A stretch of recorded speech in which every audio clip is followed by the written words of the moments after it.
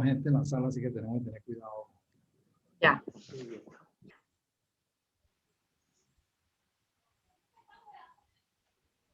你要帮我放 slides 吗？还是我自己？我帮你分享了，主任自己按。OK。那我要放哪个？按下，按那个下。这个下吗？对对对。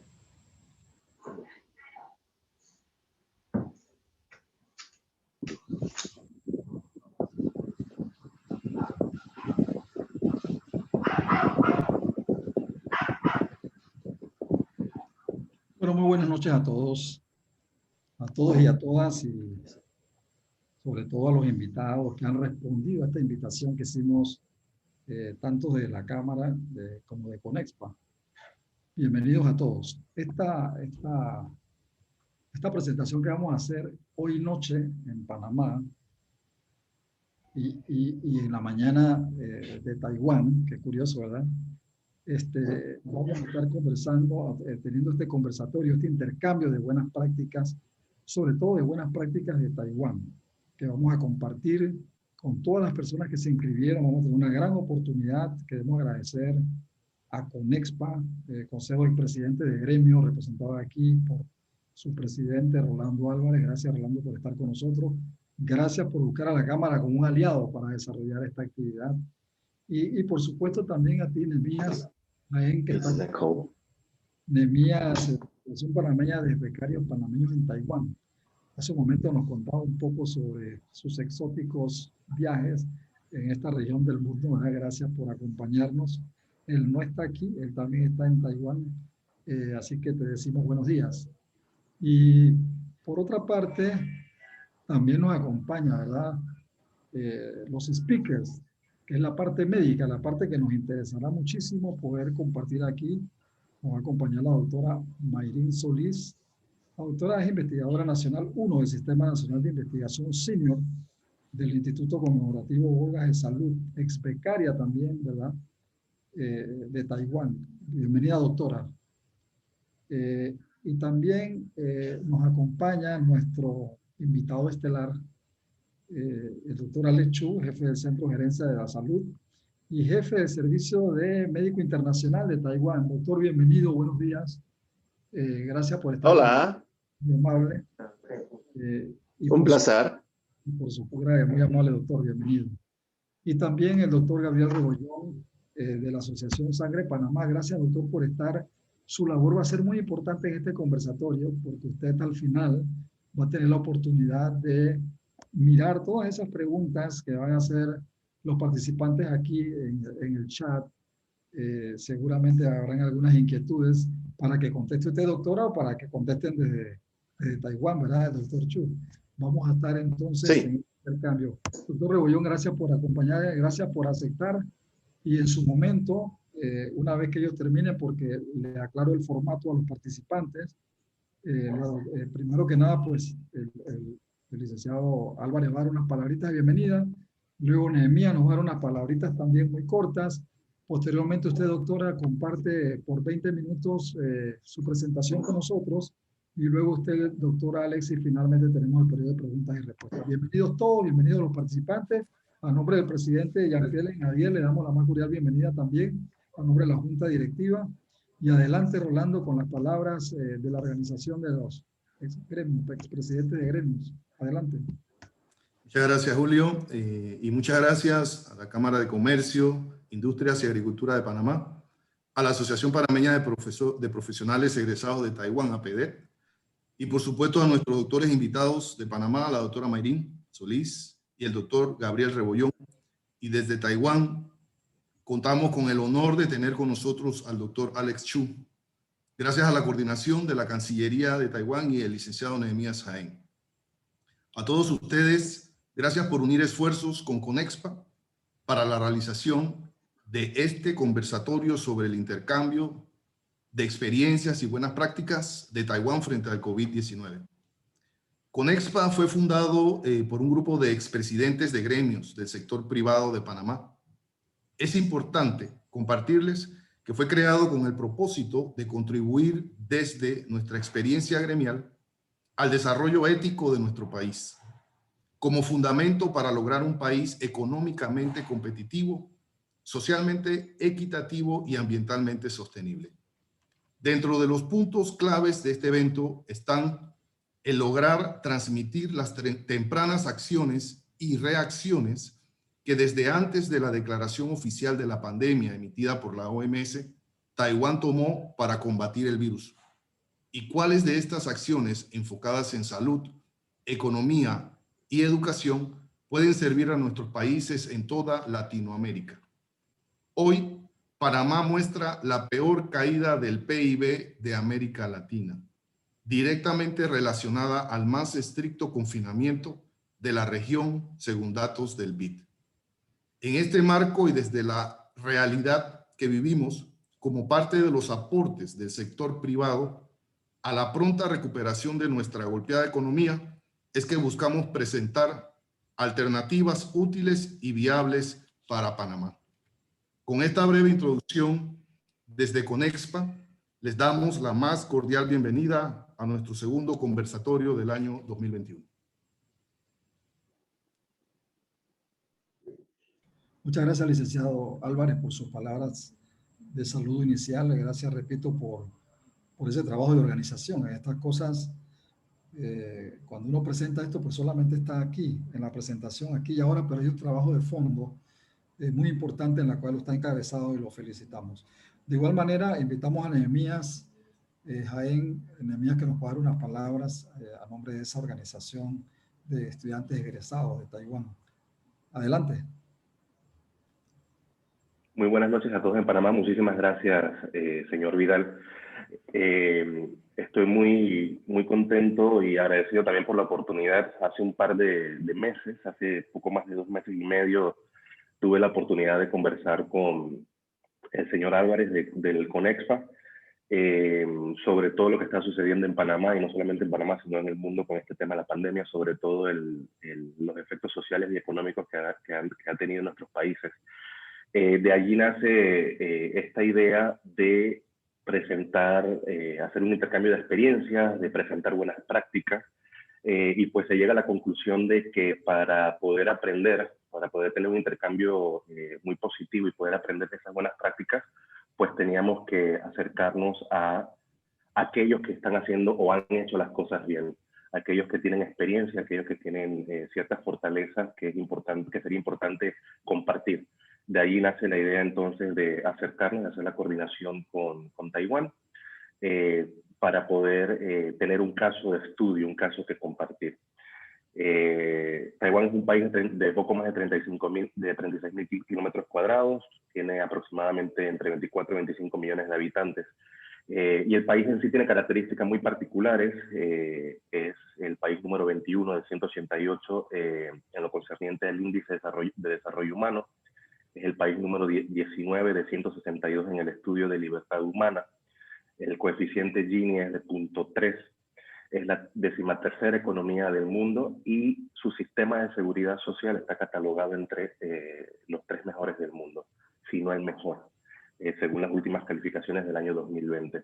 Entonces, estas características definitivamente que presentan los puntos claves de un país como Taiwán para poder afrontar una pandemia como esta. Han transcurrido unos 14-15 meses desde que Taiwán comenzara a tomar cartas sobre el asunto por el COVID, en ese momento coronavirus, y al día de hoy, aquí es miércoles 3 de marzo, 9 y 10 de la mañana, oficialmente hay 955 casos. En 15 meses, 14-15 meses, 955 casos en un país de 25 millones de habitantes. Y solamente se han contabilizado estadísticamente 9 muertos como resultado de la pandemia. Entonces algo se debe estar haciendo muy bien de este lado, y por eso tenemos la participación hoy de un médico taiwanés que va a hablar en español para poder ahondar y expandir y entrar en detalle sobre todo lo que se ha hecho de este lado. Ha sido un placer por parte de la Asociación Panameña de Profesionales Egresados de Taiwán. Básicamente es un grupo de más de 250 panameños, ex becarios del gobierno de Taiwán, de la beca diplomática de Taiwán y también del Instituto de Cooperación para el Desarrollo, ICDS. Es un grupo nutrido de panameños profesionales que estamos en todas las industrias, en todos los sectores en el país. Como muestra nuestra panelista invitada nacional, es la doctora Miriam Solís, ya se hará la presentación de ella. Y bueno, en fin, es un placer para esta asociación aportar al desarrollo del país, sobre todo en esta situación muy compleja, de la mano de la coordinación del Consejo de Expresidentes de Gremios de Panamá y también con el apoyo de la Cámara de Comercio, Industrias y Agricultura de Panamá. Y para terminar, quisiera agradecer especialmente al Ministerio de Relaciones Exteriores de Taiwán y al doctor Alex Chu. Muchísimas gracias. Gracias, Nehemías, por tus palabras. Escuchándote y dando esos datos de Taiwán, definitivamente que se incrementa nuestro interés por conocer cuáles han sido esas buenas prácticas que han realizado allá para poder tener conocimiento, no solamente de la parte profesional, la parte médica del país, sino todos los ciudadanos. Despertamos un gran interés en saber en qué han consistido esas buenas prácticas. Pero para iniciar nuestra actividad, la doctora Mayrin Solís va a estar con nosotros alrededor de unos 20 minutos compartiendo su presentación. Gracias, doctora, por estar aquí. Si pueden notar, la doctora está en uniforme de batalla. Ella está directamente, quizás en el hospital en este momento, no lo sé, pero lo cierto es que se le ve que está aún uniformada. Doctora, buenas noches. Gracias por estar con nosotros a estas horas de la noche. Y pues ilústrenos. Muy buenas noches.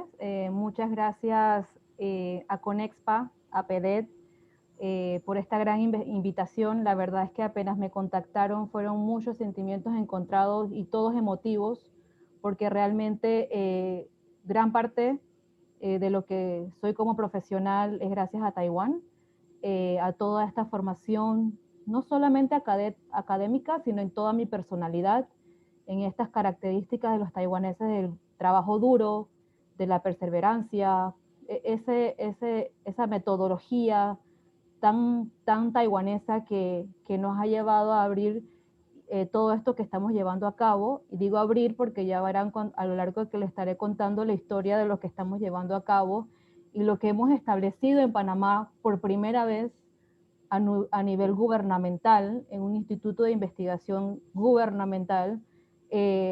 Fueron todo aprendizajes y colaboraciones que aún mantenemos pese a cualquier situación diplomática. Las colaboraciones académicas y científicas se mantienen con Taiwán y eso habla mucho de esta gran nación. Entonces, muchos sentimientos. Yo tenía en mi casa mi ropita que me iba a poner, pero bueno, nos agarró la noche, como nos dicen los laboratorios, en el Gorgas, pero aquí estoy para poder compartirle de qué se trata esto que nos lleva hasta altas horas de las noches tanta investigación. Comparto pantalla.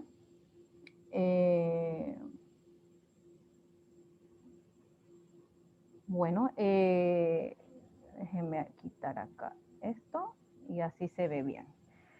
Ok, yo en esta ocasión estaré compartiendo este lindo proyecto que estamos llevando a cabo bajo la coyuntura del COVID-19, en donde estamos tratando de ver tratamientos alternativos que puedan aliviar un poco todo esto que nos está trayendo la pandemia con el COVID-19, y todo esto en proceso de investigación, y todo esto bajo nuestro fuerte en el Gorgas, que son los ensayos preclínicos, o sea, antes de la intervención en humanos. Yo soy investigadora en salud senior del Instituto Gorgas. Como dije, es la única institución gubernamental en Panamá, y dirijo un grupo de investigación en medicina regenerativa en célula madre. Un poco para contar brevemente de mí, yo en el 2005 me gradué del colegio en Panamá, me gané aún sin graduarme, apliqué una beca del ICDF en Taiwán y me la otorgaron para realizar mis estudios en ingeniería en producción animal de la Universidad Nacional de Pintón de Ciencia y Tecnología. Me gradué en el 2009, inmediatamente apliqué a otra beca, esta vez universitaria propia de la Universidad de Cheng Kung en Tainan, Taiwán.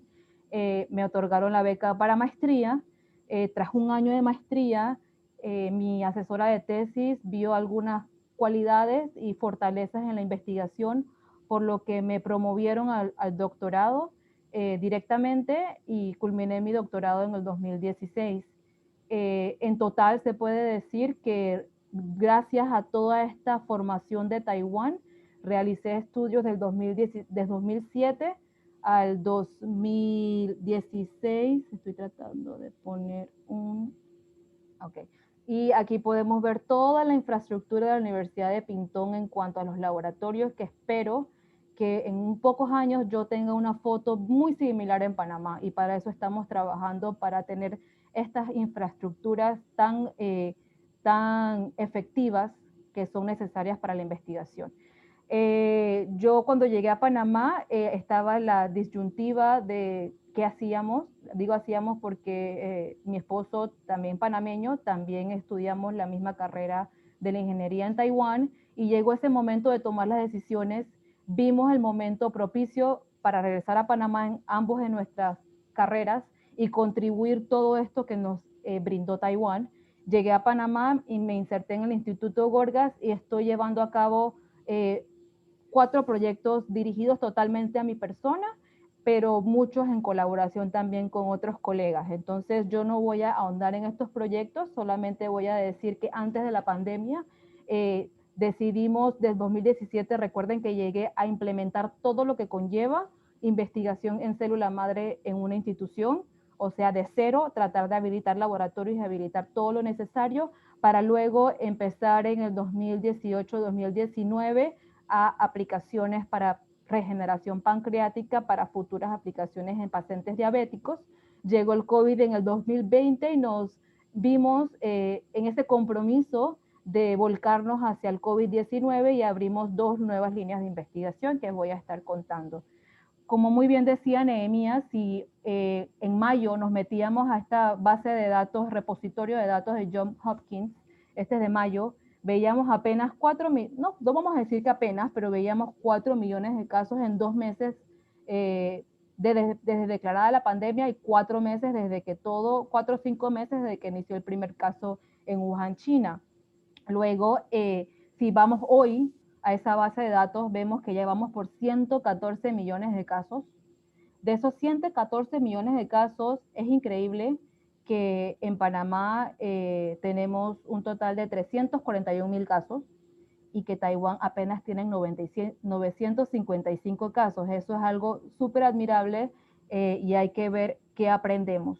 Nosotros como investigadores, como científicos, al ver estas cifras alarmantes de esta instancia, marzo, abril, mayo, vimos ese compromiso, esa necesidad de ver cómo podíamos contribuir cada una desde nuestra experticia.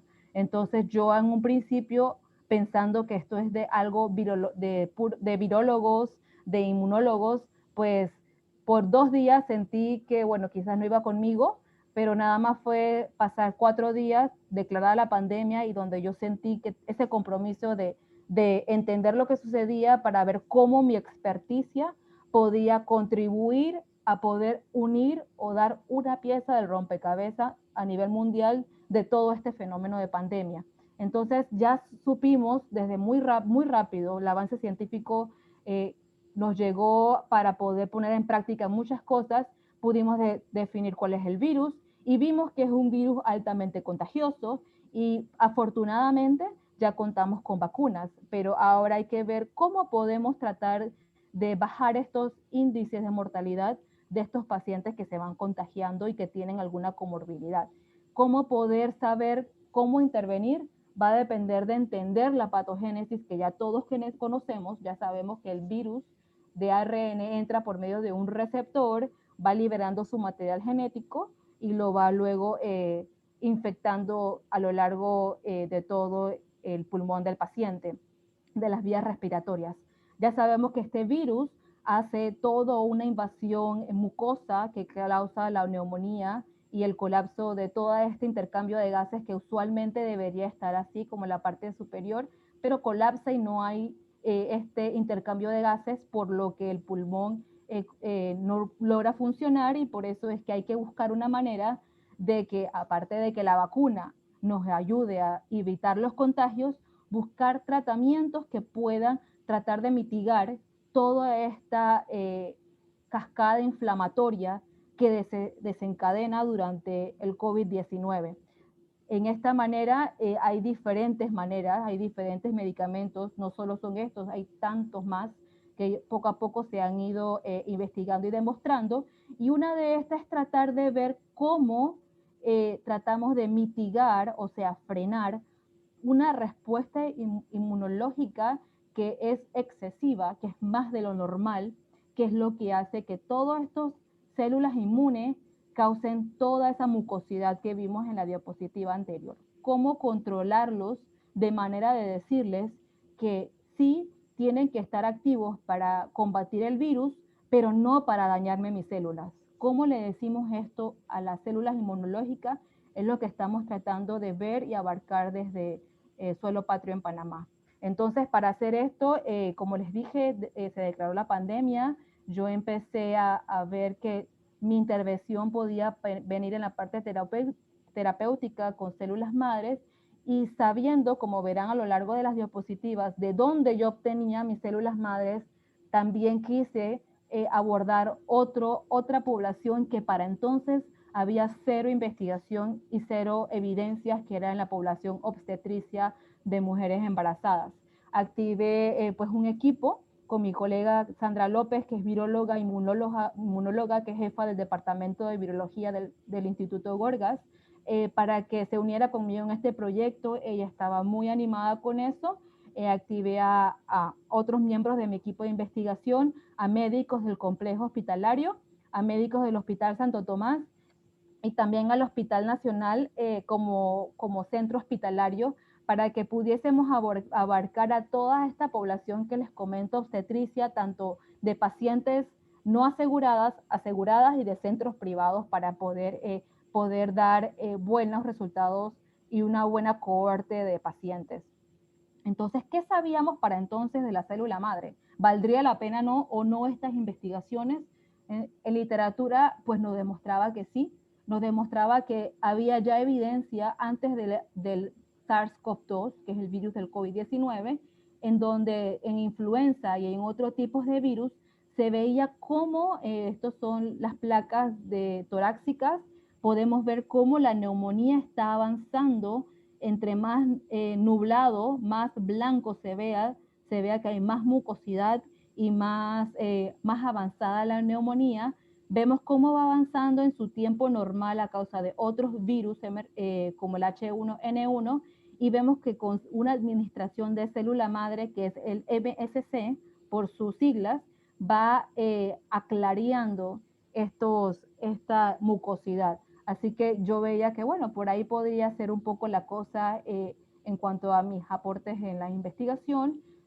Pocos meses después, en febrero, ya había los primeros reportes de China, en donde se veía que con el SARS-CoV-2 ocurría prácticamente lo mismo o similar, que después de una intervención con célula madre, que es esta flechita roja, los síntomas comunes del COVID, que es dificultad respiratoria, la tos, la mucosidad en las vías respiratorias, se iban ameloreando gracias a este tipo de tratamientos. Las placas también lo demostraban, las gráficas cuantitativas lo demostraban, así que veíamos que sí podría ir por ahí nuestra línea de investigación. Ahora la pregunta sería, ¿será que el tipo de célula madre que yo llevo analizando desde que estoy en Taiwán funcionaría para esto? Entonces ahí empezamos un poco a hacer las pruebas preliminares. Yo obtengo las células, nosotros obtenemos las células madres de la placenta humana. Esta es una técnica totalmente adaptada de la Universidad de Cheng Kung en Taiwán, por eso es que en todas mis presentaciones pongo el logo, porque es todo una propiedad intelectual y gracias al apoyo del CHENCOM para poder realizar y establecer estas metodologías para aislar células madres mesenquimales de la placenta de pacientes embarazadas que van ingresando a los hospitales estatales. Luego de que obtenemos estas células madres de la placenta, había que entender entonces cuál es la función de la placenta en esta enfermedad tan emergente como el COVID.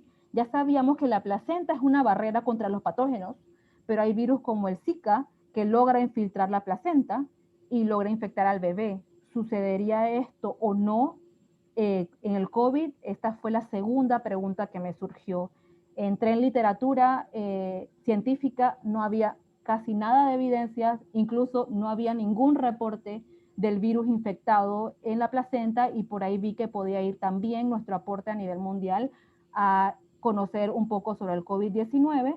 Entendimos que realmente en las células de la placenta hay células inmunológicas que protegen a los virus y que también activan toda una cascada inflamatoria que nos pudiesen ayudar a contrarrestar estos que les expliqué que causa el COVID-19. Vimos que en efecto por ejemplo, en noviembre había una gran población de mujeres embarazadas que sí son contagiadas con COVID. Vimos que un gran porcentaje son asintomáticas. También vimos que había un gran porcentaje o el valor de riesgo de estas pacientes es elevado y hasta junio fue que surgió el primer reporte del virus detectado en la placenta y ahí pudimos ver que íbamos por la vía correcta de la investigación. Así que ahí desde marzo empezamos todas las coordinaciones con los hospitales, someter un nuevo protocolo de investigación y todo lo que conlleva para poder responder dos preguntas. Primero queríamos responder si la placenta es susceptible a infectarse por el SARS-CoV-2, o sea, si existe transmisión placentaria, y si las células madres de la placenta son susceptibles y cuáles son sus efectos en la capacidad de las células madre.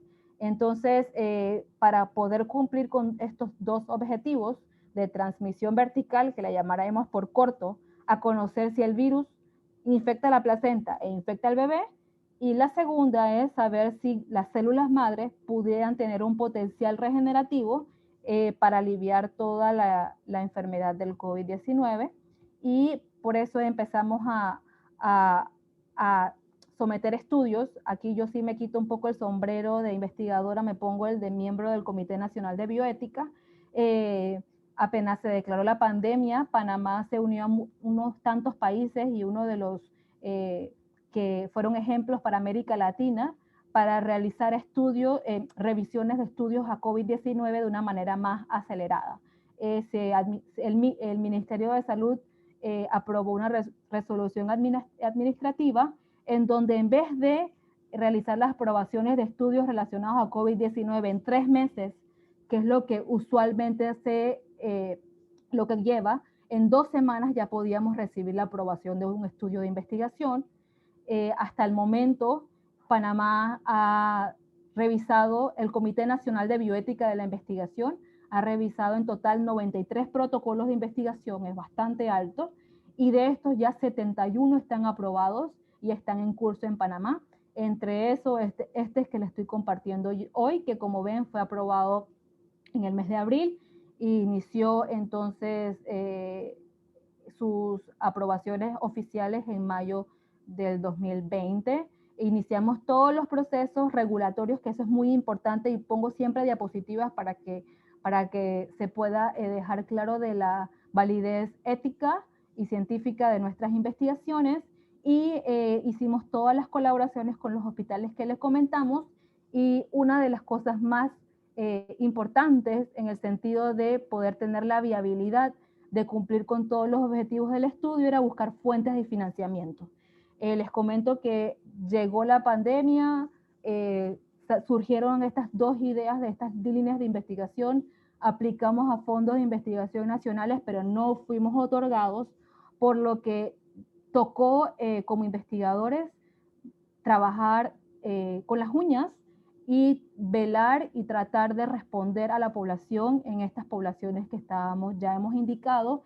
Pese a la falta de financiamiento, el Gorgas nos brindó apoyo en reactivos, remanentes de otros proyectos. Aquí y de allá pudimos obtener lo necesario para poder arrancar y pues trabajar a pesar que no teníamos ningún tipo de fondo de financiamiento hasta octubre del 2020, o sea que si decimos que en mayo empezó el estudio, todos los meses hasta octubre, sin ninguna fuente de financiamiento trabajamos, pero afortunadamente en octubre la Embajada Británica nos otorgó fondos para realizar el estudio de transmisión vertical y la Fundación L'Oréal UNESCO, a través de una convocatoria de Mujer en la Ciencia de cada país, pues fuimos seleccionados para poder recibir fondos para el estudio del potencial terapéutico de células madres en COVID-19.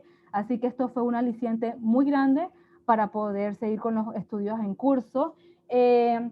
Para ser muy breve, había que hacer varias cosas muy importantes. Primero que todo, obtener las placentas.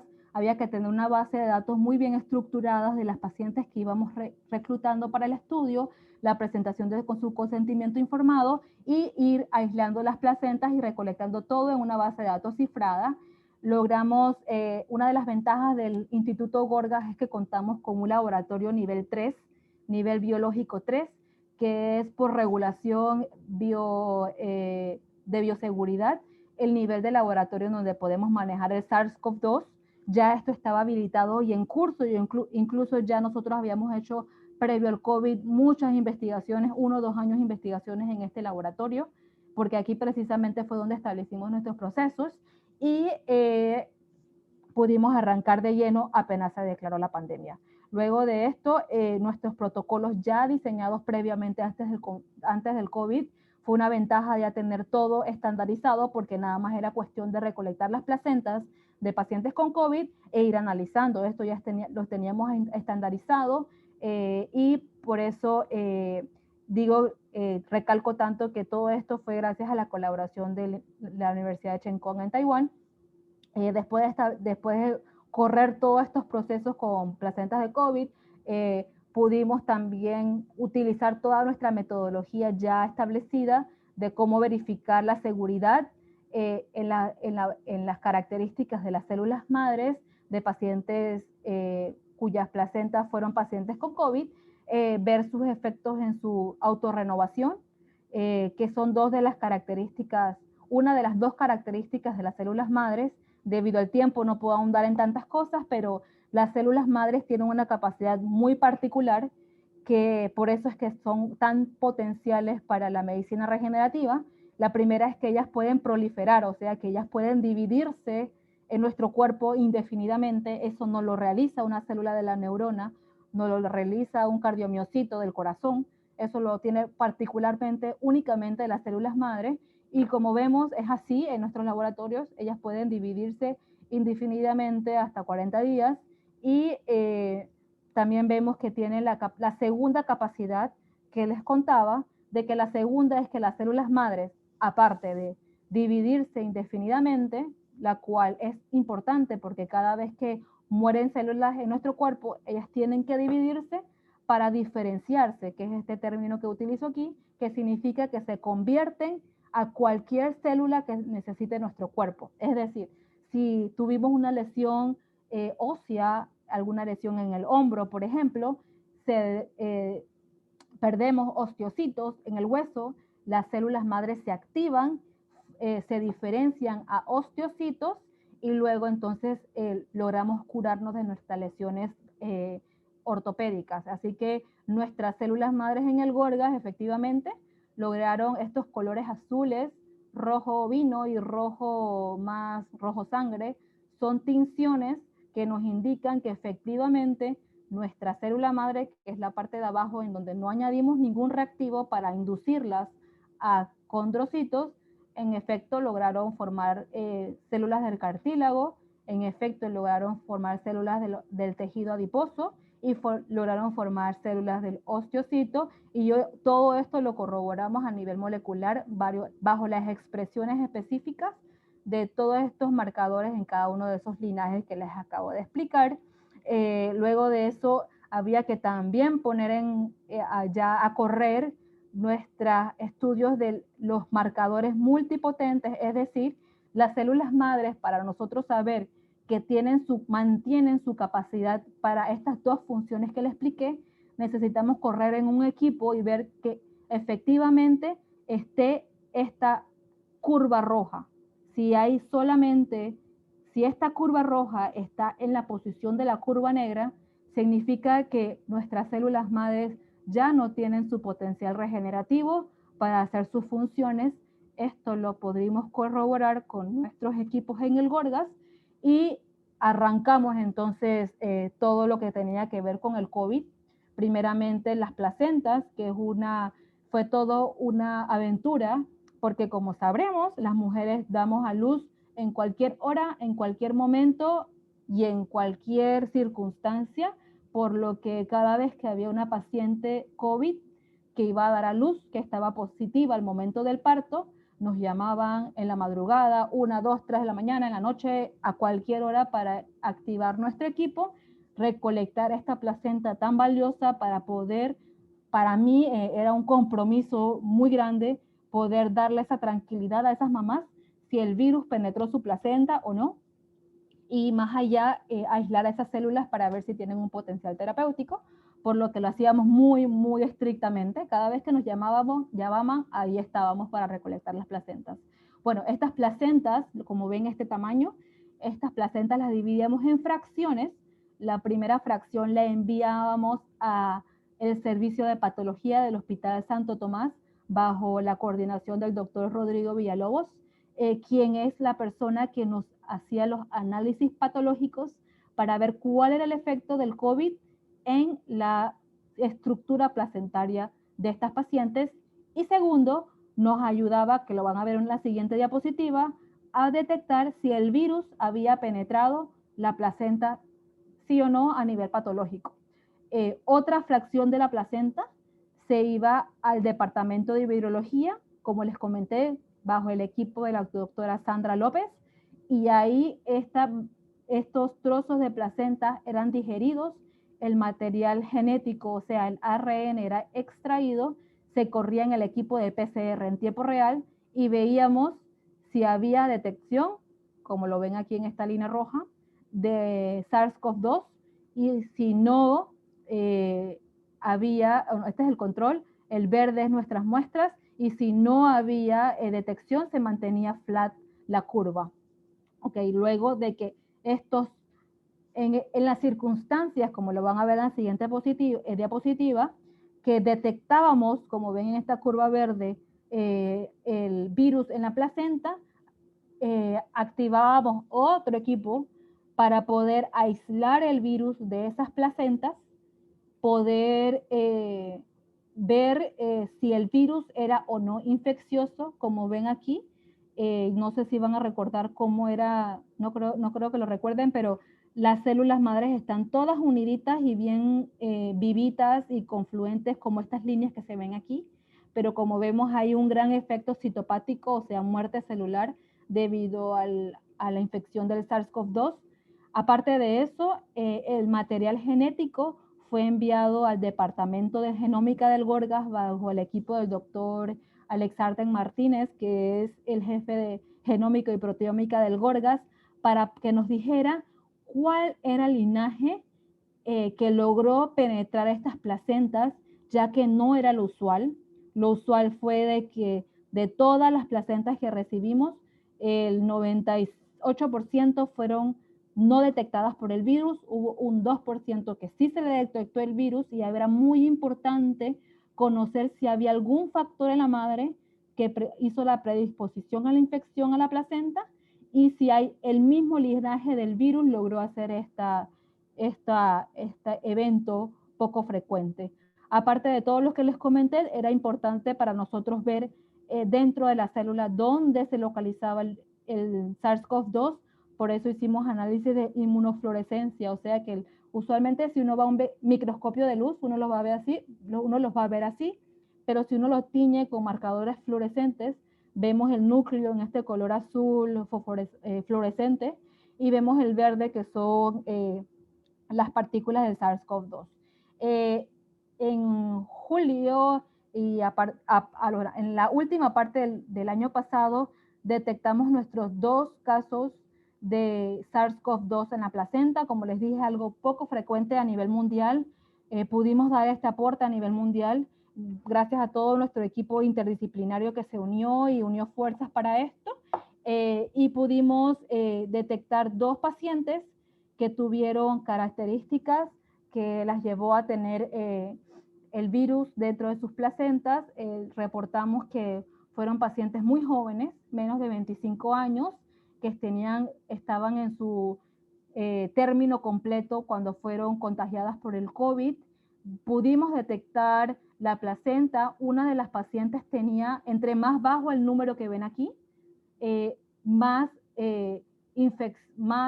carga viral tiene la paciente adentro de ella, y una de ellas tenía una carga viral bastante alta, y ambas, afortunadamente, sus bebés no estuvieron positivos al virus.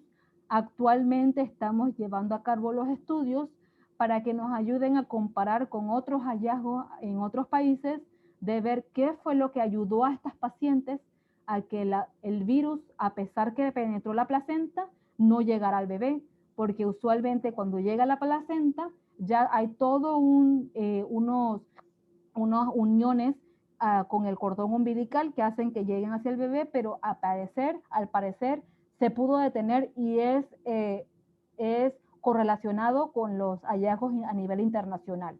¿Y qué fue el hallazgo a nivel internacional? Pues pudimos ver específicamente bajo la patología dónde estaba el virus, se encontraba. El virus es esto rojito que ven rodeando las células endoteliales de la placenta, y pudimos ver que al ellas estar presentes en las células endoteliales y no en los trofoblastos, que son otro componente celular de la placenta, muy probablemente pudo haber sido lo que protegió a estos bebés de no ser contagiados por el virus. A su vez, pudimos ver qué linaje fue el virus detectado en la placenta y en las madres, y pudimos ver que era del linaje B1 y el A2, que eran 2 linajes altamente circulados en nuestro país. Fue muy bonito que esto lo publicamos en enero, el 28 de enero, y de una vez nos contactaron del Johns Hopkins para que nuestro estudio ingresara a este repositorio a nivel mundial, donde se recaudan todos estos estudios con un buen impacto, porque fue publicado una revista de buen impacto, y fue bonito poner a Panamá. A mí fue de mucho orgullo, y poder ver que somos una de las 2 publicaciones en nuestro país, y esperamos que esto pueda subir a mediados de año. Ya terminando la historia de transmisión vertical, ya estoy terminando. Estamos en curso terminando todo el análisis de los efectos del virus en las mamás y en la placenta patológicamente, y en toda su secuenciación y linajes. Y ahora estamos corriendo y dando inicios a la parte ya no preliminar, sino ya más profunda de todo esto que conlleva la futura terapia celulares bajo las células madres. Hemos visto preliminarmente cosas muy interesantes, que todo esto no ha publicado, así que es confidencial. Vemos que esta es una placenta de una paciente sana, totalmente sana, sin COVID, antes de pandemia. Vemos una morfología bastante alargada, luego de que esta placenta pasa por muchos, como le decimos, cumpleaños.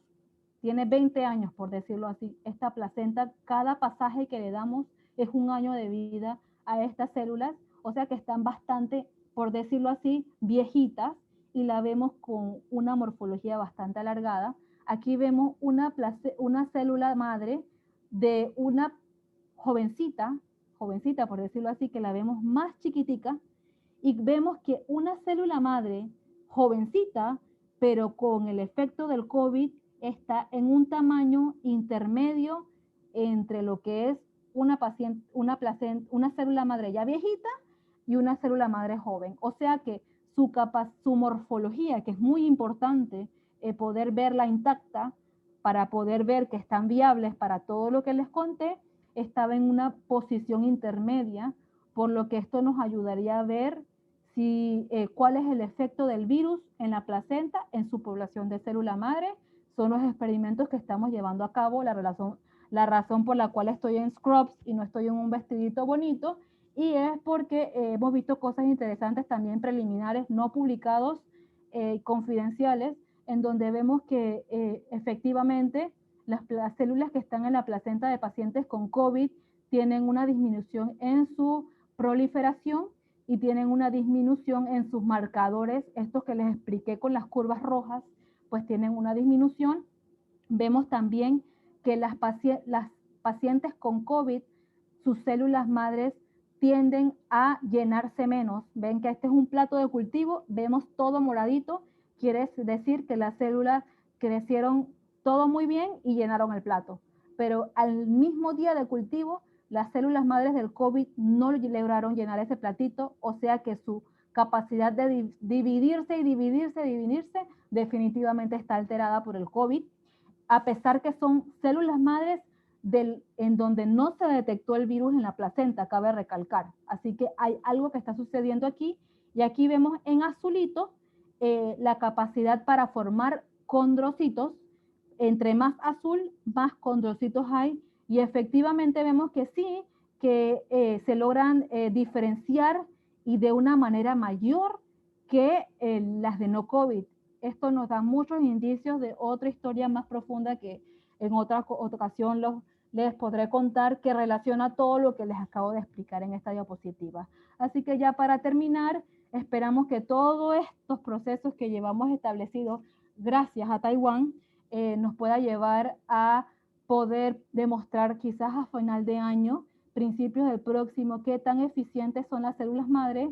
Ya en 3 meses terminamos el estudio del efecto del virus en las madres embarazadas y en la placenta de estas madres, y poder responder estos 3 objetivos. Vamos en buen camino. Pudimos ya demostrar la presencia del SARS-CoV-2 en algunas placentas. Podemos ver cuál es el efecto del SARS-CoV-2 en las células madres de estas pacientes, y podemos ver efectivamente y a profundidad si la capacidad de regenerativa y de inmunomodulación, que es otra cosa que por el tiempo no les pude profundizar, las células madres logran combatir con este gran soldado que es el SARS-CoV-2.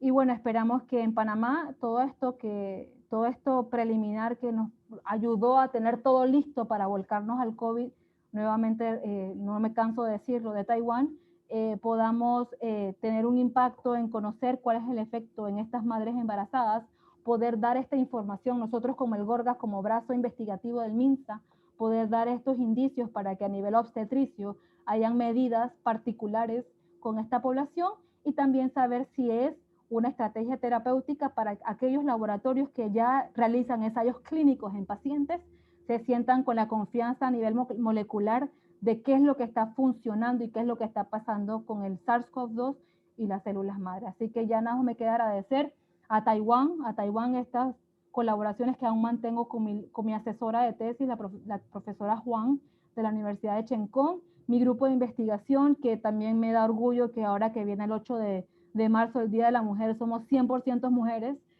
Para mí es mucho orgullo. Todos los departamentos que les comenté, los hospitales, las fuentes de financiamiento por confiar en nosotros y otorgarnos estos fondos para poder dar una respuesta a nuestro país. Muchas gracias por el tiempo. Doctora Mayrin, muchísimas gracias. Wow. Sorprendido estoy. Sorprendido estoy, seguramente los participantes también. Pero sobre todo la pasión. Cuando usted está comunicando los resultados de su investigación, hay mucha pasión, hay mucha convicción, y definitivamente que la vocación, ¿verdad? Que cuando se trata, usted hablaba de pararse en la madrugada, a cualquier hora para ir a analizar qué pasaba con esas placentas. Esa es la entrega y el sacrificio de las personas que están al servicio de la salud. Muchísimas gracias por su participación. Yo estoy seguro de que van a surgir algunas preguntas en su momento oportuno. Nuestras felicitaciones por tan excelente desarrollo de su presentación. La verdad es que pareciera que le faltó tiempo porque había como muchas ganas de saber más cuando usted terminó, ¿no? Y el éxito de una presentación se mide así cuando la gente quiere más, pero bueno, ya se terminó por ahora. Bueno, nos vamos entonces hasta Taiwán. Bueno, Taiwán está representado aquí por usted, doctora, por Nehemías, que sí está en Taiwán, y por el doctor Alex Chu. Doctor, buenos días. Me tomo un minuto más para saludarlo, para decirle a los participantes y recordarles que usted es el jefe del Centro de Gerencia de Salud de Taiwán y que también tiene un cargo como jefe de Servicio Médico Internacional de Taiwán. Con estos dos cargos que definitivamente me indican que tiene una gran responsabilidad, usted nos va a poder compartir algunas de esas experiencias, algunas de esas buenas prácticas que tiene la isla de Taiwán, que seguramente queremos escuchar y que va a ser muy útil, no solamente para la parte médica, sino para todos nosotros los panameños. Bienvenido, buenos días allá y por favor, a desarrollar su presentación. Gracias. Bueno, muchas gracias, señor Vidal. Buenos días y buenas noches. Bueno, soy Alex Chu. Antes de empezar con mi presentación, quiero agradecer a Conexpa y también al Ministerio de Relaciones Exteriores de la República de China, Taiwán, por la oportunidad de darme la oportunidad de compartir estas ideas con mis amigos de Panamá y también de América Latina, y también agradecer a la Cámara de Comercio, Industria y Agricultura de Panamá y a la Asociación Panameña de Profesionales Egresados de Taiwán. Bueno, yo nací en Taiwán, pero crecí en Buenos Aires. Hice mi escuela primaria, la secundaria y después la terciaria en la Facultad de Buenos Aires, en la Universidad de Buenos Aires, y finalmente me vine para Taiwán en el año 1983. Bueno, hace casi 30 años que estoy aquí y voy a utilizar mi porteño, que hoy en día ya no hablo mucho, digamos, pero bueno, hago lo que puedo. Y es un placer para mí compartir con ustedes esta presentación. Bueno, voy a...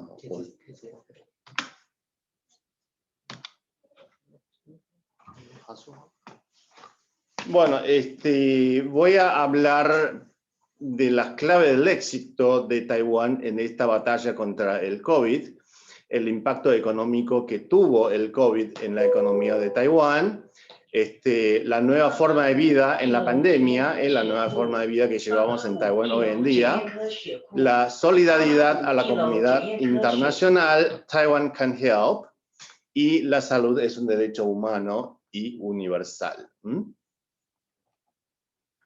Bueno, sabemos, como dijo la doctora Solís hace poco en su presentación, hasta ahora, para el día 28 de febrero, tenemos 114 millones de casos confirmados de infección y lamentablemente 2.500.000 personas han perdido sus vidas.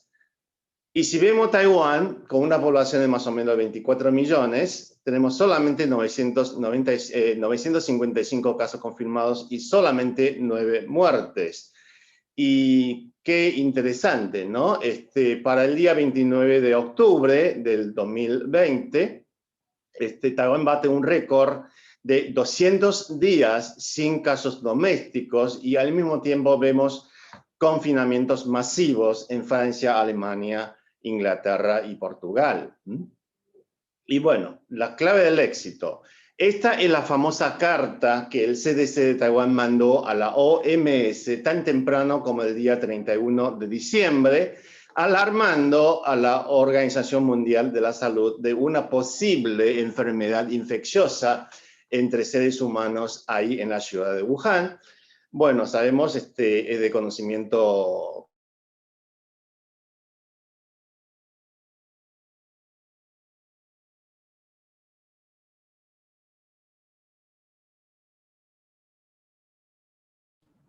Hemos perdido la señal momentáneamente. fue una experiencia dolorosa para todos los taiwaneses, porque tuvimos 356 infectados y lamentablemente 73 muertes. De estas muertes, muchos fueron jóvenes y enfermeras, jóvenes médicos y enfermeras del hospital, porque en ese momento no sabíamos qué era el SARS, no sabíamos su importancia, y muchos médicos jóvenes y personal de enfermería murieron en esa experiencia. Así que, bueno, esta fue una experiencia dolorosa para todos los taiwaneses y la tenemos siempre en nuestra mente, ¿eh?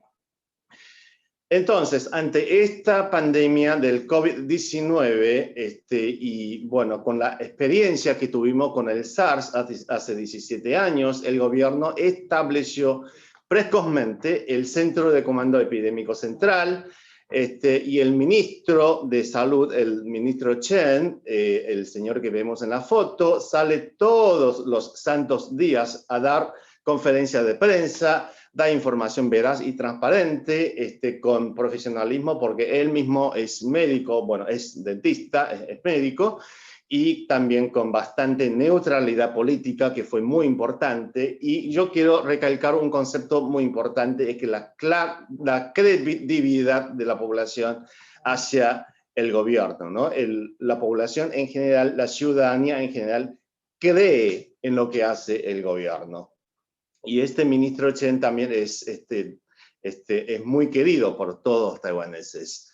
Y bueno, Taiwán, otra clave del éxito de Taiwán es que Taiwán tomó acciones rápidas y radicales en el control fronterizo. Tan temprano como el 21 de enero, el gobierno de Taiwán advirtió a los taiwaneses a no viajar a la zona de Wuhan. Sabemos que los primeros casos aparecieron en los primeros días de enero, y tan temprano como el día 21, el gobierno de Taiwán advirtió a los taiwaneses a no viajar a la zona de Wuhan. El día 23 de enero se produjo el famoso confinamiento de Wuhan, cuando muchos habitantes escaparon de la ciudad. El día 6 de febrero, los ciudadanos chinos no podían entrar a Taiwán. El día 11 de febrero, los ciudadanos de Hong Kong y Macao no podían, estaban prohibidos de entrar a Taiwán. Y el día 19 de marzo, todos los extranjeros sin permiso especial no podían entrar a Taiwán. Y el día 21 de marzo, el gobierno de Taiwán prohibió a todos los taiwaneses a viajar al exterior.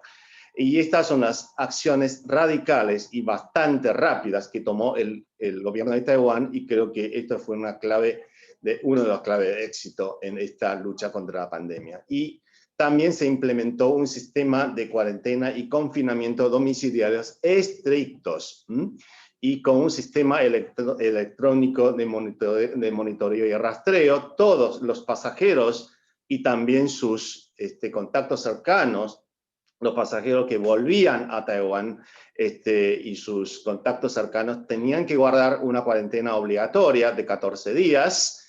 Estas personas que estaban en cuarentena eran rastreadas por un sistema de GPS y de alta tecnología.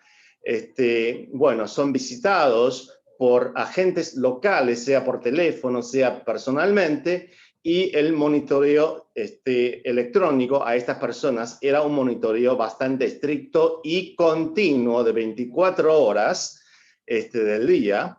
Es decir, que si una persona que tiene que estar en cuarentena sale de su casa, o sea, viola la cuarentena, a los 2 minutos, 3 minutos llega la policía, digamos, se sabe que ya salió de su casa, que violó la cuarentena, y esta persona va a ir, digamos, presa, y también va a llevar una multa millonaria.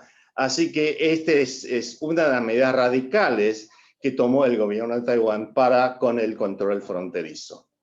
Y cualquier pasajero que entra al aeropuerto internacional, sabemos que los extranjeros no podían entrar, pero los taiwaneses y los extranjeros con residencia permanente de Taiwán sí podían entrar a Taiwán, y cualquier persona que entra por el aeropuerto internacional entra automáticamente a un sistema de monitoreo electrónico, y este monitoreo formó como una red sólida de rastreo en toda la isla de Taiwán. Así que, para decirlo más simple, nadie puede escaparse de este control electrónico. Y bueno, consideramos a las personas que tienen que guardar cuarentena como personas en sacrificio, sacrifican temporariamente su libertad en beneficio de la salud de la comunidad y del prójimo. Entonces, tenemos un hotline, el 1922, y si, por ejemplo, yo estoy en cuarentena, no tengo comida, tengo residuos para sacar fuera de mi casa, nos mandan, el gobierno o agentes locales nos mandan comida, mandan personas a mi casa a recolectar las basuras, y si me enfermo, me siento mal, llamo al hotline y vienen ambulancias o vehículos especializados a llevarme al hospital. Es decir, si me siento mal, me enfermo y estoy en cuarentena, no puedo salir de mi casa a ir al médico por mi cuenta, sino por medio de este hotline. Si no, llevo la multa también. Y otra clave del éxito, esto es muy importante, es la distribución equitativa y abastecimiento de insumos médicos. Tan temprano como en marzo, el gobierno de Taiwán prohibió la exportación de todo insumo médico, para poder satisfacer el consumo interno. Se formó un equipo nacional en la producción de barbijos, mascarillas. Se reclutaron 73 fábricas para expandir 92 líneas de producción, y la producción diaria promedio de barbijos antes de la pandemia era 1.8 millones de piezas por día en enero, y se incrementó por 10 veces en mayo, produciendo 21 millones de piezas de barbijos por día. Y esto habla de la solidaridad de los fabricantes taiwaneses para enfrentar juntos el COVID-19. Y este abastecimiento de barbijos a precios accesibles, un barbijo eran como $1 centavo, una cosa así, y bueno, hizo que el 100% de la población tuvo acceso a los barbijos, y los barbijos made in Taiwan es sinónimo de garantía de calidad.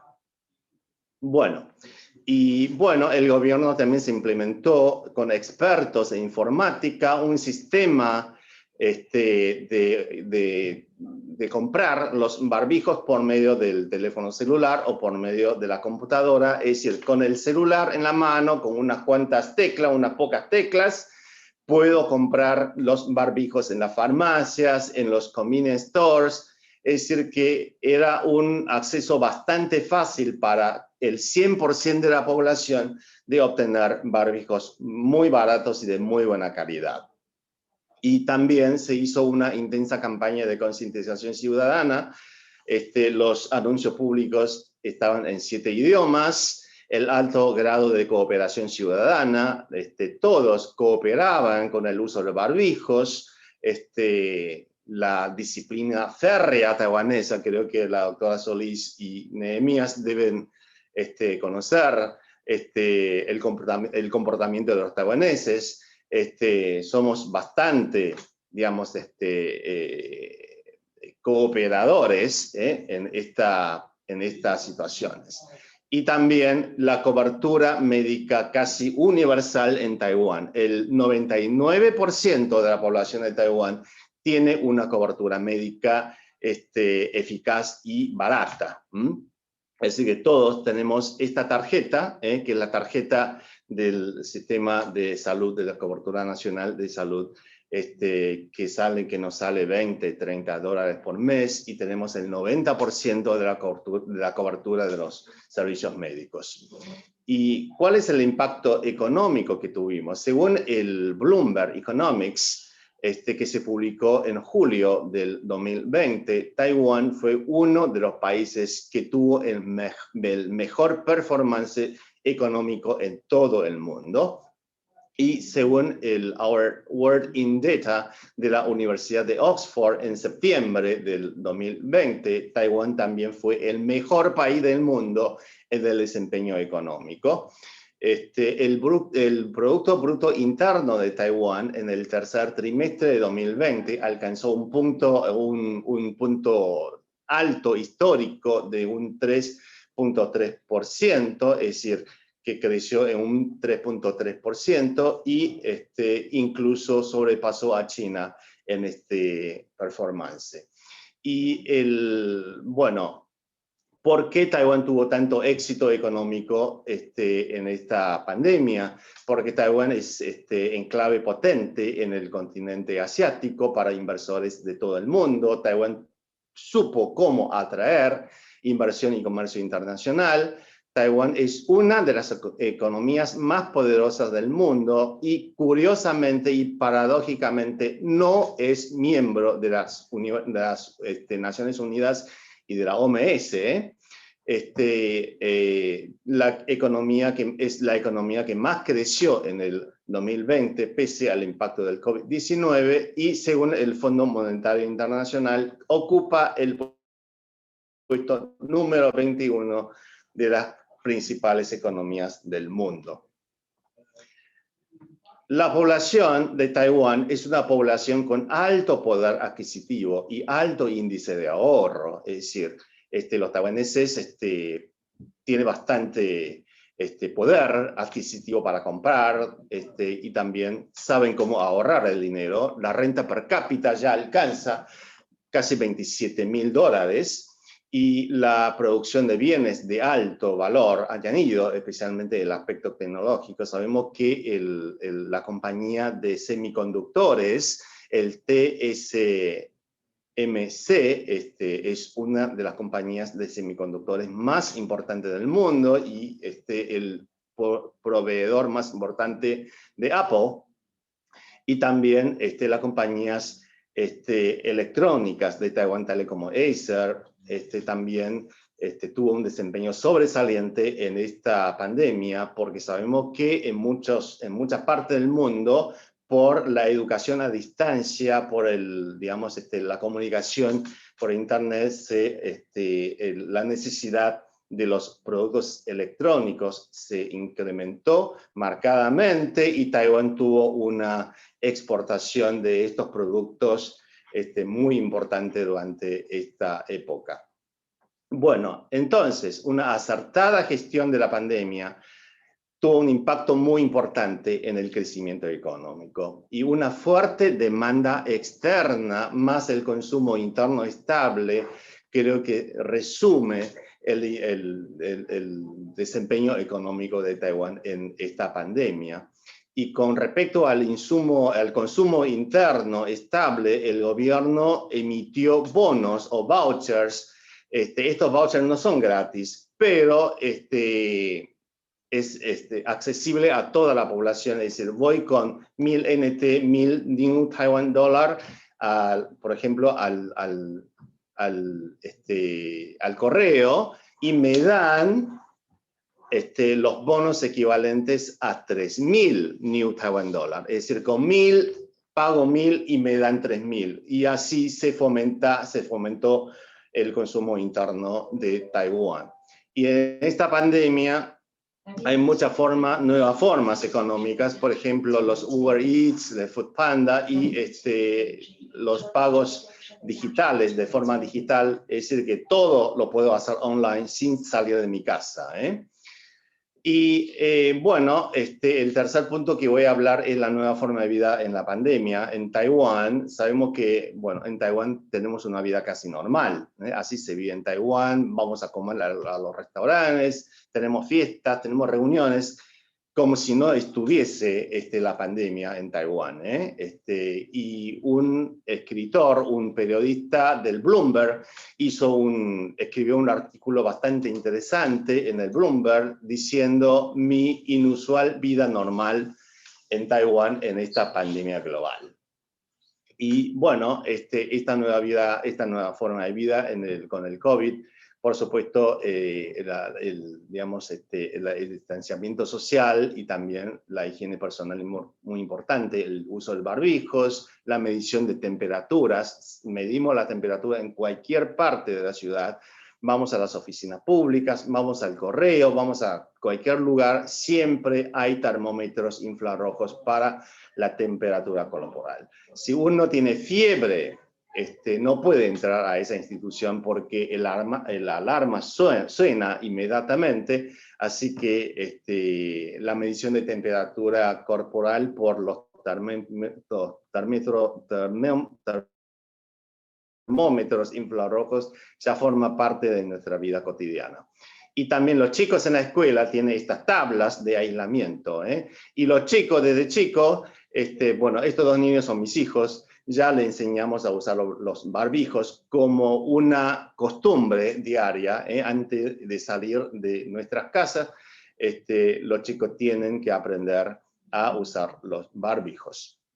Y como lo decía recién, ahora en Taiwán hay tablas de aislamiento, de aislación en las escuelas. Y bueno, las escuelas durante la pandemia nunca se cerraron, las escuelas funcionaron como siempre. No tuvimos digamos, clase por Zoom o clase por internet. Los chicos iban a la escuela normalmente.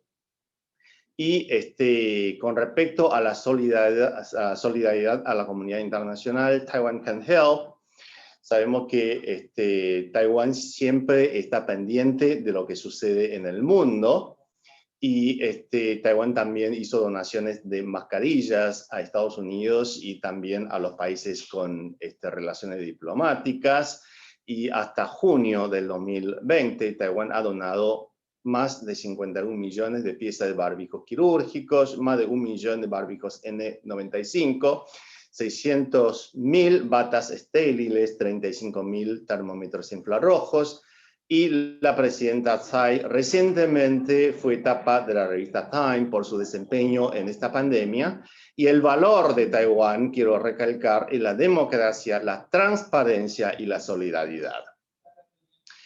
La salud es un derecho humano fundamental y universal.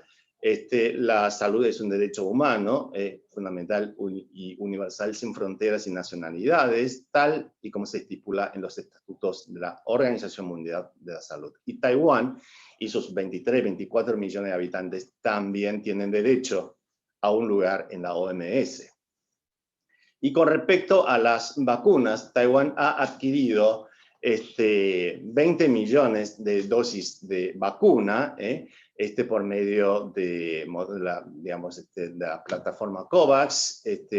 Adquirimos la vacuna de AstraZeneca y también de la compañía Moderna, y también 2 vacunas locales taiwaneses están en una fase avanzada de ensayos clínicos. Y bueno, esperemos, rogamos a Dios que la vacuna llegue pronto a esta isla. Y bueno, gracias a Dios, la pandemia en el mundo ya está mejorando, la situación está mejorando. Sabemos que los casos infectados están cayendo gradualmente, gracias a posiblemente a la vacuna, y bueno, sigamos luchando contra este virus tan terrible, ¿no? Y bueno, esta es mi presentación, y gracias a ustedes por su tiempo.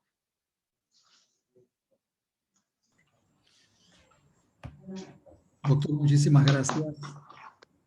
Extraordinaria su presentación. Bueno, algún país de Asia que yo conozca, sí, Japón. ¿Y qué puedo decirle de eso? Disciplina, la gente muy disciplinada, muy respetuosa, respetan las normas, respetan las leyes, respetan todo lo que, las normativas pues, de vida, que creo que es la diferencia con América Latina, en donde somos un poco más flexibles y esa flexibilidad trae las consecuencias que todos conocemos. No cabe la menor duda de que parte del éxito se debe en lo que usted ha mencionado, en haber actuado de manera muy rápida, de manera muy deprisa, y además de que la sociedad acató rápidamente todas las disposiciones que emanaron del gobierno y ahí estuvo la diferencia. Entramos entonces en el periodo de preguntas y respuestas. Doctor Gabriel Rebollón, llegó su momento, el momento de poder formularle algunas preguntas tanto a la doctora Mayrin como al doctor Alex. Seguramente habrán preguntas interesantes y las respuestas también deben ser muy interesantes. Adelante, doctor. Muchas gracias, don Julio. Buenas noches a todos. Quiero darle las gracias al doctor Alex y a la doctora Mayrin por su presentación. Dos temas muy interesantes. Entonces, y quiero aprovechar para recordarles a todos los participantes que pueden enviar sus preguntas en la sección de comentarios y vamos a revisarlas. Y ahora empezamos. Ya sé que la doctora Mayrin nos conversó sobre quién era ella, un poco sobre su biografía, su preparación, pero ¿quién es la doctora Mayrin? Díganos un poco más de usted para iniciar este periodo de preguntas y respuestas. Bueno, yo siempre digo que Mayrin es realmente como un huevito porque soy morenita latina por fuera, pero por dentro soy bien amarillita, soy bien taiwanesa. Mi forma de ser no es así como el latino que, o sea, sí está ya el sazón y la cosa, pero soy muy como Taiwán, como yo viví casi toda mi madurez en Taiwán, soy una persona muy así analítica. El Taiwán es muy analítico, él piensa mucho antes de decir algo. Me considero que soy muy así, trato de inculcar en todos mis estudiantes, en todos mis coinvestigadores, mucha disciplina, mucha coordinación, y creo que eso ha sido la clave para poder ir llevando a cabo las cosas de una manera tan rápida aquí en el Gorgas, estas nuevas líneas de investigación. Aparte de la parte como profesional, yo soy mamá, como cualquiera, me despierto, tengo 5 hijos, todos están chiquitos, me despierto, vino la nueva realidad que me da o sea, obviamente me alegra todas las contribuciones que puedo estar dando a mi país, pero no puedo negar que me da una envidia todo lo que nos contó el doctor Alex de Taiwán, algo que ojalá estuviésemos viviendo, pero nuestra realidad es otra. Nuestra realidad es que los niños están en clases virtuales. Nuestra realidad es que ahora nos tuvimos que también poner un sombrero de maestros. Mi realidad es que me despierto y tengo 3 hijos en el colegio y que tengo que ver cómo de la mejor manera que no pierdan sus aprendizajes en el colegio virtual. Bueno, vengo al Gorgas a hacer todos los trabajos que ya les comenté y luego vuelvo a mi vida normal en la casa de estudiar y de hacer todo esto. Estoy casada tengo un esposo que me apoya muchísimo, que ha sido un pilar para que yo pueda emprender como científica. Eso ha sido clave y bueno, esa es Mayrin. Mayrin es una persona totalmente sencilla, que trata de echar para adelante las líneas de investigación y ser un modelo como madre y como mujer y para tantas personas. Muchas gracias, doctora, y lo está logrando definitivamente. Ahora, doctor Alex, cuéntenos en argentino, en ese español argentino, ¿quién es el doctor Alex Chu? Bueno, como dice Mayrin, yo creo que lo contrario. Yo tengo una apariencia de chino, pero como viví más de 20 años en Buenos Aires, soy como mitad argentino también. Y la exposición, digamos, la presentación que hizo Mayrin me toca muy de cerca porque mi hija está por nacer, tentativamente el día 23 de marzo, así que voy a ser papá de nuevo. Y bueno, me siento conmovido por la presentación de la doctora Solís y bueno, estoy feliz de estar acá como mitad argentino, mitad taiwanés. y esto creo que es una gran ventaja para mí porque yo hablo chino, yo entiendo chino y bueno, entiendo español, y esto, estando en Taiwán, puedo absorber lo bueno de Taiwán y también actuar como si fuese un argentino en este lugar tan diferente. Bueno, esto nos sucede a nosotros que crecimos en el exterior, pero después desarrollamos personalmente en Taiwán. A mí me parece que yo me siento muy afortunado de tener estos dones, digamos, que puedo moverme en muchas partes del mundo con bastante facilidad. Así que doy las gracias a Dios. Ahora vamos a hablar un poco, doctor, sobre un tema que ha sido de discusión a nivel mundial. En Panamá ha sido de discusión y ha tenido muchas modificaciones, que son las medidas de bioseguridad que debe seguir la población. En su experiencia, ¿cuál ha sido la respuesta de la población taiwanesa para la implementación de esas medidas? ¿Y cuál considera usted que son los mensajes claves que han tenido mayor impacto en la población para que se cumplan? Bueno, con respecto a estas medidas de rastreos tan estrictos, este sistema de multas, porque son multas muy fuertes, bueno, en algún momento se habló de una violación al derecho humano, una violación al derecho de la privacidad de uno, ¿no? Pero yo creo que la solidaridad de los taiwaneses ante esta pandemia, esta solidaridad de poder salir adelante entre todos, y por supuesto la experiencia dolorosa que tuvimos hace 17 años con el SARS, hace que nosotros taiwaneses podemos aceptar estas medidas, que de alguna manera sí se puede considerar que sí viola al derecho de privacidad a uno, pero ante esta emergencia humana, yo creo que hacer un pequeño sacrificio cooperando con estas medidas implementadas por el gobierno, si ven muy estrictas, muy rigurosas, pero yo creo que la actitud de los taiwaneses en general es cooperar, aceptar y para poder salir entre todos adelante en esta lucha. Así que yo creo que la respuesta es positiva ante estas medidas tan estrictas, el empleo de estas tecnologías, el rastreo de las personas por medio del celular, por medio de su GPS, etcétera, etcétera. Yo creo que es bien aceptada por la población de Taiwán en general. Yo creo que la actitud no es negativa para nada y bueno, lo seguimos haciendo hasta que termine la pandemia, ¿no? Así que yo creo que la actitud en general es positiva. Gracias, doctor. Y ahora hablemos un tema que ha sido clave a nivel mundial. Tenemos esta balanza entre la protección de la salud y la protección de la economía de nuestros países. Cuéntanos un poco cómo se logró cómo se logró esa balanza entre la salud y economía en Taiwán para no afectar y no tener un impacto tan grave en la economía del país.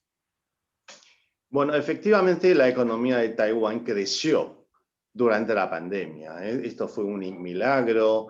Yo creo que esto se logró primero porque tuvimos un sistema médico universal, un sistema médico eficiente de alta calidad. Hizo que todos los taiwaneses estemos sanos.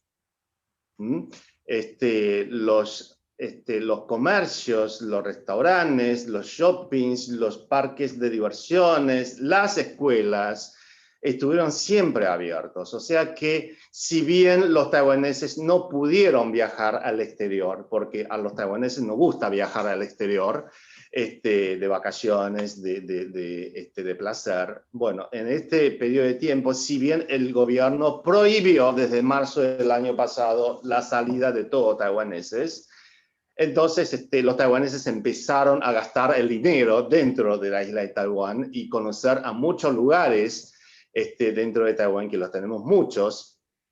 Entonces el dinero se invirtió dentro de la isla y también con el apoyo gubernamental, con la emisión de los vouchers, de los bonos, etcétera, más el incremento de la exportación de los productos electrónicos. Yo creo que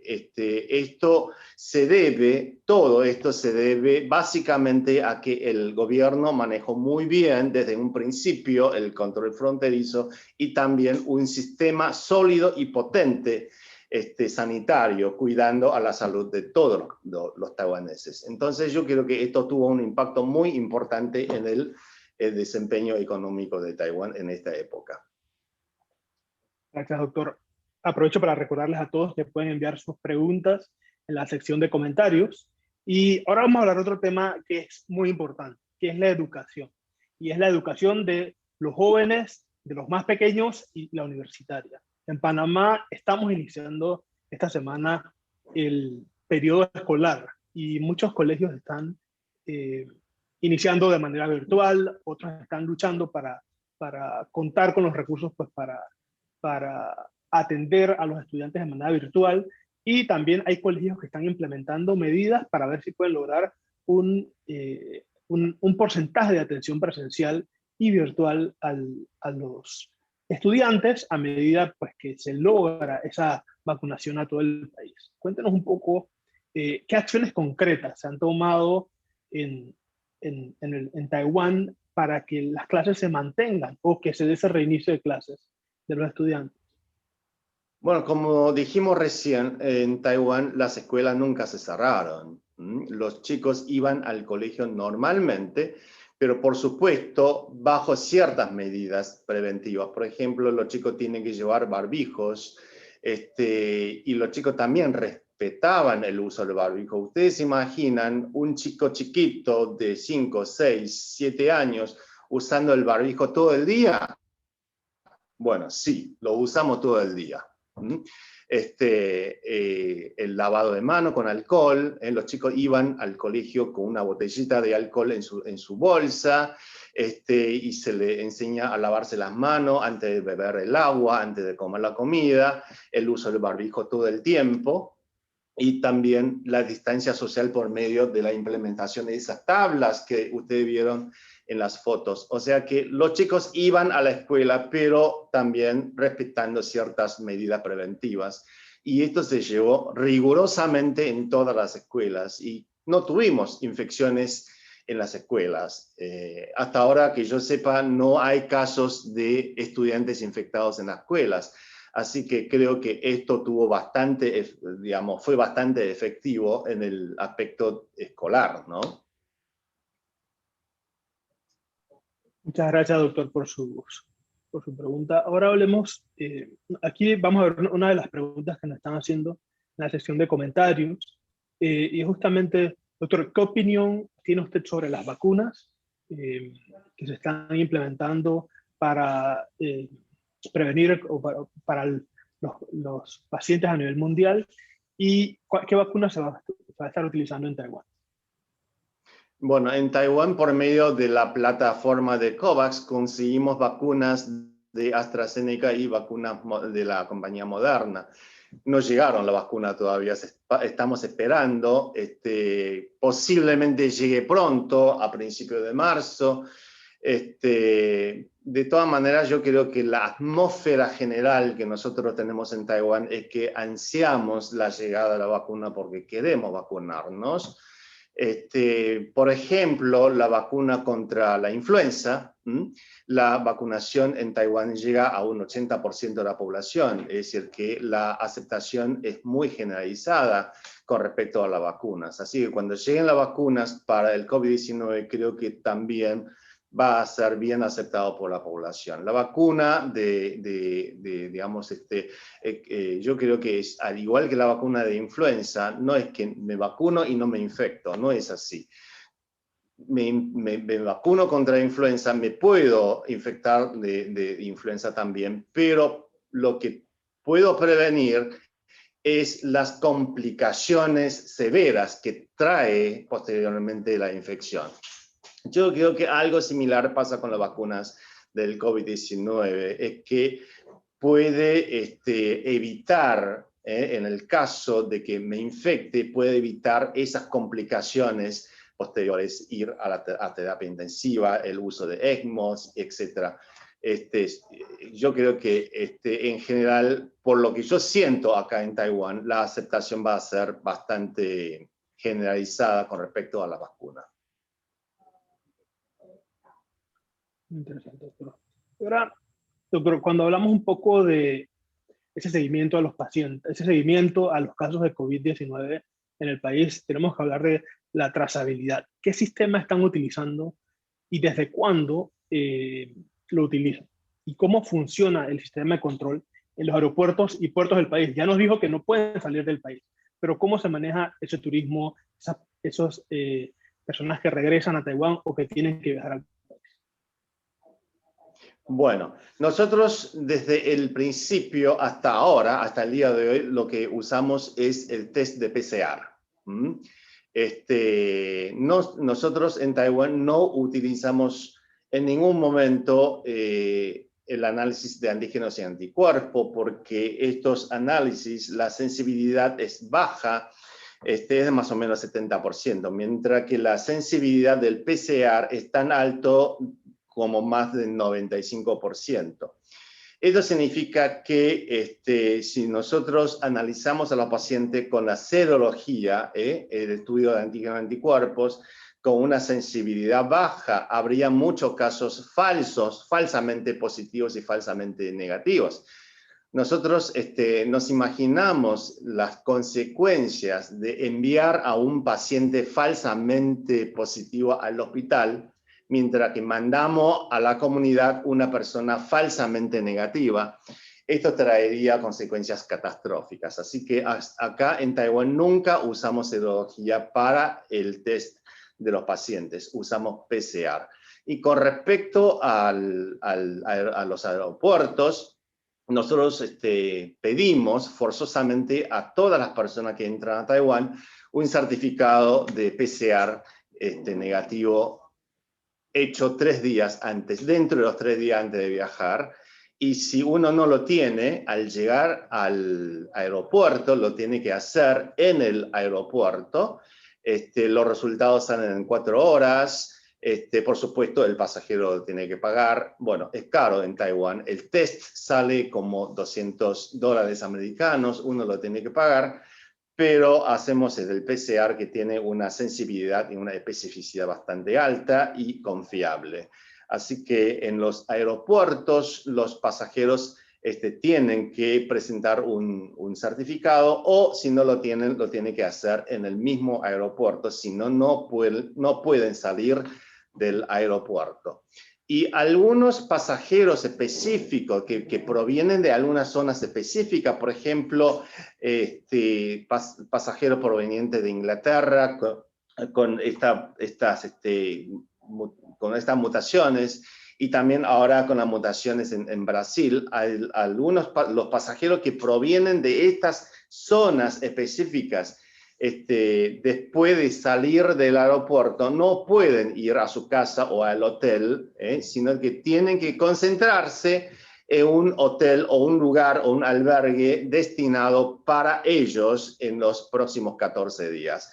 Es decir que ciertos pasajeros, como al principio cuando empezaron a aparecer casos en Wuhan, los pasajeros provenientes de Wuhan tenían que concentrarse en un albergue designado por el gobierno para la cuarentena obligatoria. Y estos pasajeros no pueden ir a sus casas después de salir del aeropuerto. Y ahora hacemos lo mismo con los pasajeros provenientes de Brasil, de Inglaterra,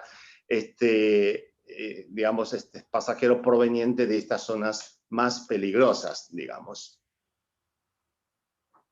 Gracias, doctora. Ahora quiero hacer una consulta a la doctora Mayrin. Doctora, durante su presentación, muy interesante, usted mencionó un punto que creo que todos los investigadores a nivel nacional e internacional se puede identificar, que fue el gran reto que tuvo para adquirir los recursos, fondos para implementar su estudio. Cuéntenos un poco por qué es importante invertir en la investigación científica en Panamá, en cualquier parte del mundo, pero hablemos de Panamá, porque es importante. Bueno, realmente es una pregunta que la misma pandemia fue como sacarlos a la luz. Estas comparaciones que estamos haciendo Taiwán versus Panamá, efectivamente lo que saca a la luz es la gran inversión que Taiwán le pone a ciegas, porque la investigación, quizás el problema es de que no vemos los resultados en 1, 2, 3 años, pero estamos armando todo este rompecabezas que en tiempos como ahora de pandemia van a resultar en que uno pueda abordar de una mejor manera a estos problemas que tenemos en salud, en ambiente, en tantas cosas. Hoy estalló la salud, mañana estalla el ambiente y así sucesivamente, ¿no? Entonces, la inversión en Panamá, no sé si el doctor Chu manejará la cifra de cuál es la inversión que se destina del Producto Interno Bruto a la investigación, pero en Panamá es apenas, llegamos si acaso al 0.2% de la inversión, no es nada. Lo que se invierte hay que tratar de que maximice para poder dar productos de una manera rápida, como funciona la ciencia, número 1. Y número 2, o sea, número 1, la inversión es baja. La número 2 es que Panamá, los sistemas de compra, incluso dentro de la investigación, son sumamente burocráticos y enlentecer todo el proceso. Por ejemplo, todas estas ideas que me surgieron, el caso clínico que les comenté lo detectamos a mediados de año y fue hasta septiembre que pudimos someter el artículo, pero es por esto, porque todo es muy lento, las ideas surgen y se nos lleva a la delantera en muchas cosas que tenemos quizás el capital humano para hacerlo, pero hay tantas barreras y hay tantos vidrios que romper. Les digo que los fondos que les comenté por lo menos es un aliciente, pero realmente no es nada. O sea, el investigador que conoce, por ejemplo, así lo digo muy abiertamente, el premio L'Oreal, por ejemplo, es un aliciente, pero son apenas unos pocos miles de dólares que en una cotización de reactivos se me va. Entonces, pero por lo menos tenemos algo. O sea, por lo menos está esa satisfacción de que tenemos algo para poder seguir con la compra de los insumos, pero seguimos con la limitante de la falta de recursos y siempre es un problema que tenemos acá, pero bueno, afortunadamente hay maneras, hay convocatorias, está la CENACIT, que es un gran alivio para nosotros como investigadores, saber que todos los años van a haber convocatorias donde podemos aplicar a por lo menos $60,000 por año, pero $60,000 por año para el que hace investigación sabemos que es muy poco. Así que sí, la inversión a la ciencia, ¿qué es lo que nos ha dicho la pandemia? Nos ha dicho que solamente esos países, esas instituciones que estaban listas, pudieron dar una respuesta. Por ejemplo, el Gorgas, antes de la pandemia, ya teníamos kits de PCR para detección de coronavirus, o sea, antes de la pandemia. O sea que solo fue cuestión de que llegara el SARS-CoV-2, se secuenciara el linaje, pudiéramos confeccionar las sondas específicas para SARS-CoV-2 y lo pusimos a correr. O sea que el Gorgas ya estaba listo gracias a la inversión que se ha hecho en investigación, aunque sea poca, pero que se ha hecho a lo largo de los años para que el Gorgas pudiera tener sus kits de detección de PCR al momento de que llegara el virus aquí a Panamá. ¿Qué más? Panamá, por lo menos en vacunas, es uno de los países, se puede buscar datos. Panamá tiene uno de los planes de vacunación más completos de América Latina, y gracias a todo esto, a todas estas investigaciones, a estos institutos de vacunación, de investigación en vacunas, pudimos hacer alianzas rápidamente con estas casas farmacéuticas para que ya hoy en día por lo menos el personal de salud estuviese vacunado, para que hayan diferentes protocolos de investigación en vacunas que se pudiesen llevar y correr, porque ya había una estructura y una inversión. Claro, las vacunas vienen por parte de casas farmacéuticas, no vienen de fondos gubernamentales. Hace falta esta inversión por parte del gobierno. Nosotros estamos tratando de dar nuestro grano de arena, pero necesitamos esa inversión para dar mucho más resultados y mucho más producto, porque repito, siento que el capital científico más y más se está reinsertando en Panamá. Hace falta espacio para acogernos, para estar y bueno, sucesivamente muchas cosas más. Doctor Rebollón, sí. ya por la hora pudiéramos aceptar 2 preguntas más. Por supuesto. Vamos a ver si tenemos alguna otra pregunta del público. Aquí nos preguntan, ¿se puede identificar la persona? Ok, perdón. Denme un minuto. Okay. Ya tenemos una última pregunta, que es para el doctor Alex. Doctor, cuéntenos en su experiencia, ¿qué recomendaciones considera importante para combatir la crisis sanitaria y económica? Bueno, yo creo que un balance entre el sistema sanitario, o sea que la segunda experiencia de Taiwán, una buena base de un sistema sanitario sólido, un sistema sanitario de alta calidad, cuidando la salud de toda la población, es la base primordial para cualquier desarrollo económico.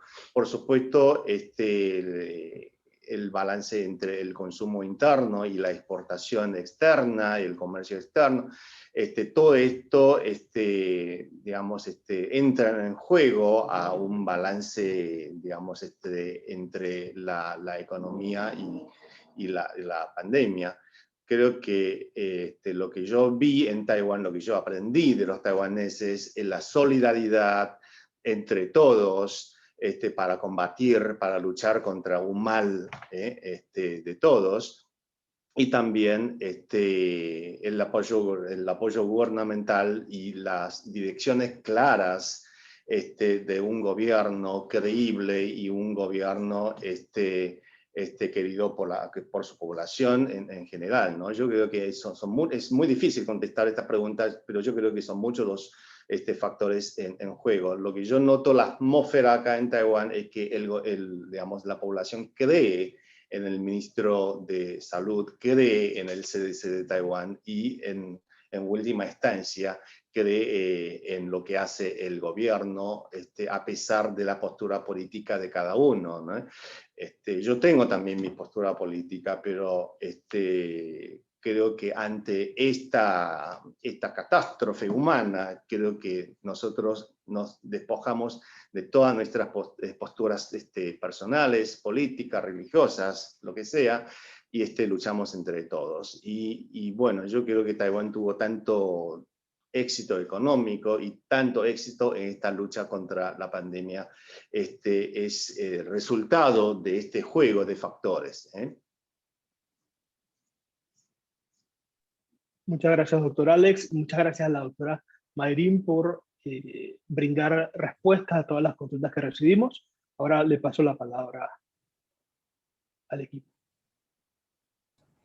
Sí, muchísimas gracias, doctor Rebollón, por su rol como moderador y por sus preguntas interesantes. Creo que se cubrió todo el tema. Fíjense que, de acuerdo con lo que estaba leyendo aquí, llegaron alrededor de 54 personas, han mantenido 48. Eso significa que el tema ha estado muy interesante y la gente no se ha ido, se ha quedado con nosotros a estas horas de la noche y a estas horas de la mañana allá en Taiwán.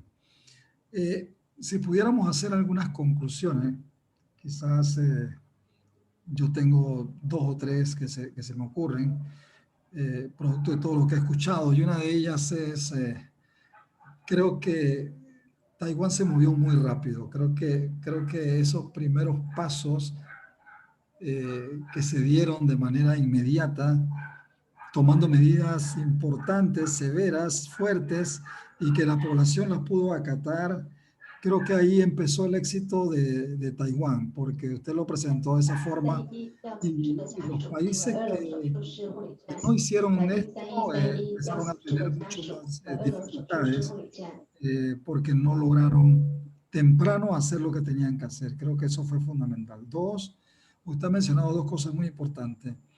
Y la doctora también lo mencionó, y los estudiantes que han ido allá tienen ese testimonio de que es un país asiático. La mayoría de los países asiáticos son muy disciplinados y la disciplina es fundamental para lograr buenos resultados en una situación como esta. Creo que la idiosincrasia de América Latina y sobre todo los que somos del trópico es muy distinta a la idiosincrasia que se da en esta región del mundo.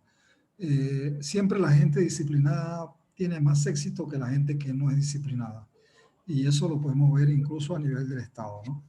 Y un tercer elemento muy importante que creo que hay que tomar en cuenta, usted habló de la credibilidad de la gente en su gobierno, en sus autoridades, en el Estado, y eso significa que cuando tenemos autoridades que mantienen un liderazgo vigoroso, creo que la gente tiende a sentirse mucho más comprometida a cumplir con las normas, a cumplir con las reglas y a cumplir con las disposiciones, de tal manera que ese es otro factor de éxito que tuvieron ustedes allá y que no se da en esta región del mundo como se da en esa región. Yo creo que esas tres grandes conclusiones con respecto a usted, doctora, le puedo decir que la felicito por su investigación. Su presentación fue técnica, muy técnica, pero ahí comprendí de que hay cosas que están sucediendo en Panamá que nosotros, la población en general, a veces ignora o no tiene claro que tenemos profesionales de su nivel que han hecho este tipo, que están haciendo este tipo de investigaciones. No cabe la menor duda de que dejan muy alto el nombre del país. Y si escudriñamos un poco, nos damos cuenta que hay mucha más gente como usted haciendo cosas muy interesantes en beneficio del país y del mundo entero. Yo quiero agradecer entonces al doctor Chu por su participación. Saludos hasta Taiwán. Quiero agradecer también la participación, ¿verdad?, de Nehemías. También saludos a ti hasta Taiwán. Doctor Gabriel Rebollón, gracias por su rol. Quiero felicitar y agradecer también a la doctora y por supuesto a ti, Rolando, por esa iniciativa de poder armar este evento. En solamente casi 72 horas estuvimos trabajando para conseguir estos resultados de que viniesen alrededor de 55 personas a participar de este evento. Yo creo que es grandioso. Y un último punto, no me puedo despedir si no felicito a la ingeniera Janet González y a Michelle, que han estado ahí detrás bastidores haciendo su trabajo calladamente para que esto sea todo un éxito. Muchas gracias, buenas noches, bendiciones a todos y que tengan dulces sueños. No, en el caso suyo, doctor, que tenga un buen día en el trabajo, igual a ti, Nehemías. Voy a empezar a trabajar. Ya es temprano en la mañana. Ok. Gracias, que pasen muy bien. Adiós. Gracias. Chao.